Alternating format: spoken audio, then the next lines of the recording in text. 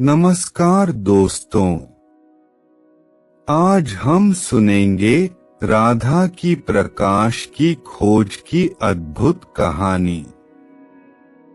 मैं से Mahadev YouTube channel प्रस्तुत करता है प्रकाश की खोज की अद्भुत, प्रेरणादायक और भावनात्मक कथा। चलिए शुरू करते हैं। भाग पहला, प्रारंभिक जीवन। बहुत समय पहले बोधगया के समीप एक शांतिपूर्ण गांव में राधा नाम की एक महिला रहती थी। राधा की जिंदगी साधारण थी, लेकिन उसके भीतर हमेशा एक खालीपन था। वह अक्सर सोचती, जीवन का असली उद्देश्य क्या है? क्या दुख से पार पाने का कोई रास्ता है? क्या सुख कभी स्थायी हो सकता है, या यह केवल एक क्षणिक भ्रम है? एक दिन गांव में खबर आई कि महात्मा बुद्ध पास के जंगल में तपस्या कर रहे हैं और लोग उनके उपदेश सुनने आते हैं। राधा के भीतर एक अजीब सी उम्मीद जगी। उसने मन ही मन सोचा, शायद वही मुझे जीवन का सच बताएंगे, शायद वही मेरी आत्मा को शांति देंगे। राधा के कदम उस दिन जंगल की ओर बढ़े, पर उसके मन में डर भी था। क्या वह सच में अपने सवालों का उत्तर पा सकेगी? भाग दूसरा, पहली मुलाकात। राधा ने निश्चय किया कि वह महात्मा बुद्ध से मिलेगी।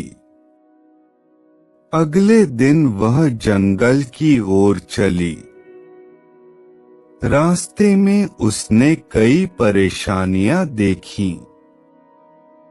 भूखे बच्चे जो रोटी की तलाश में रो रहे थे, बीमार लोग जो मदद की उम्मीद में हाथ फैलाए खड़े थे, और अकेले वृक्ष जो चुपचाप अपनी शाखाओं में जीवन की कहानी सुन रहे थे। राधा ने सबकी मदद की, पर मन में खालीपन अभी भी बरकरार था। अंततः वह महात्मा बुद्ध के पास पहुंची। वह शांत मुद्रा में बैठे थे। उनके चेहरे पर करुणा और समझ का असीम प्रकाश झलक रहा था। राधा ने अपनी सारी पीड़ा उनके सामने रख दी। राधा महात्मा, मैं जीवन की पीड़ा से थक गई हूँ। दुख हमेशा मेरे साथ क्यों है? बुद्ध, दुख का मूल जुड़ाव है। जब हम किसी चीज को हमेशा अपने पास रखने की कोशिश करते हैं, चाहे वह व्यक्ति हो या वस्तु, तब दुख जन्म लेता है। तुम्हारा दिल खोलो, अतीत को जाने दो, वर्तमान को स्वीकार करो। राधा स्तब्ध रह गई। उसके मन में पहली बार यह समझ आया कि दुख को मिटाने का रास्ता संघर्ष या भागने में नहीं, बल्कि स्वीकार करने और समझने में है।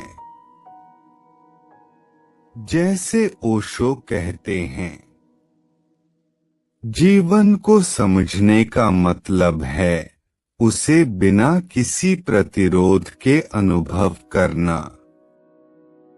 सुख और दुख दोनों ही केवल तुम्हारे भीतर की चेतना के प्रतिबिंब हैं। भाग तीसरा, अंदरूनी संघर्ष। राधा ने महात्मा बुद्ध के मार्ग का अनुसरण करने का निश्चय किया। वह रोज जंगल में ध्यान करने जाती और अपने भीतर की भावनाओं को महसूस करने की कोशिश करती। लेकिन राह आसान नहीं थी। अतीत की यादें बार बार लौट आती। परिवार की यादें, खोए हुए सपने और वह प्रेम जिसे उसने खो दिया था। एक रात आंसुओं से भरी आंखों के साथ वह चुपचाप जंगल में बैठी। तभी उसने सुना, राधा, तुम्हारी पीड़ा तुम्हारे अनुभव का हिस्सा है, उसे नकारो मत। जैसे रात के बाद सुबह आती है, वैसे ही तुम्हारे भीतर की रोशनी भी जागेगी।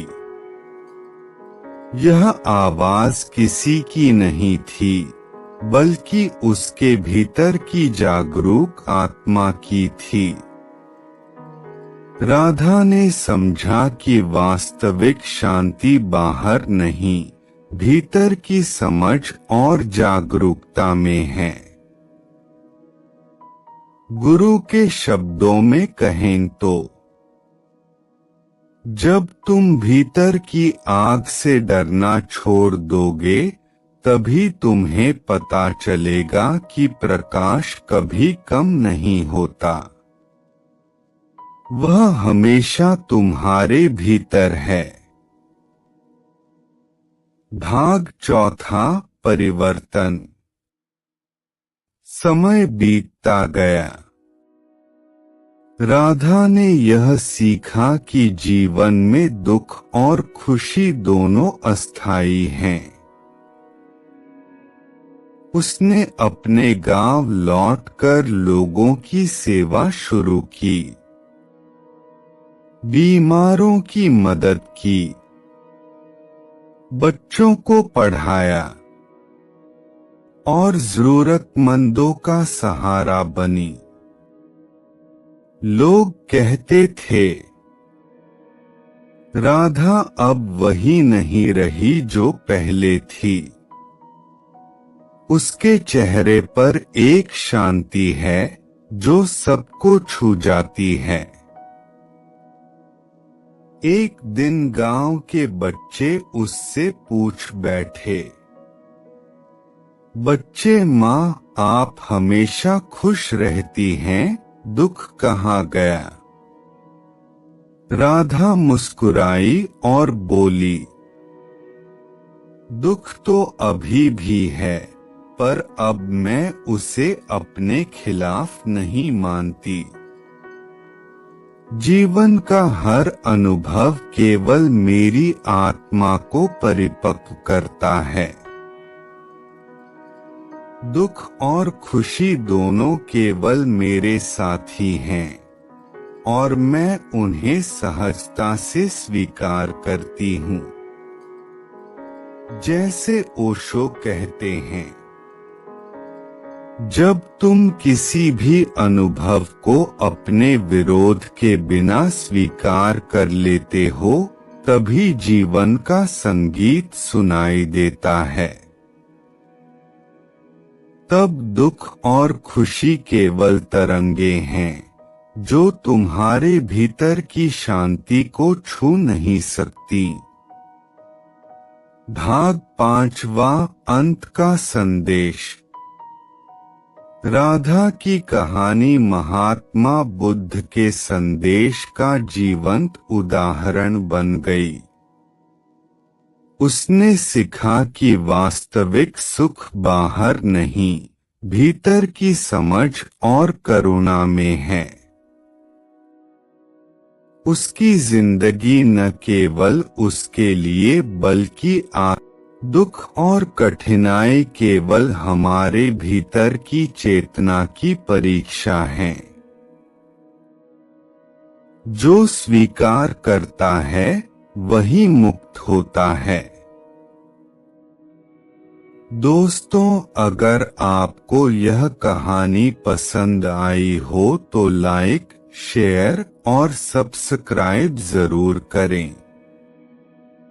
कमेंट में कम से कम 2 बार लिखें, भगवान मेरे साथ है, और अपनी इच्छाएं पूरी होने के लिए परमात्मा को समर्पित कर दें। हमें बताएं कि आप यह वीडियो कहां से देख रहे हैं। कोई भी जीवन संबंधित समस्या हो, हमें कॉल करें और बेस्ट सॉल्यूशन पाएं। Thank you.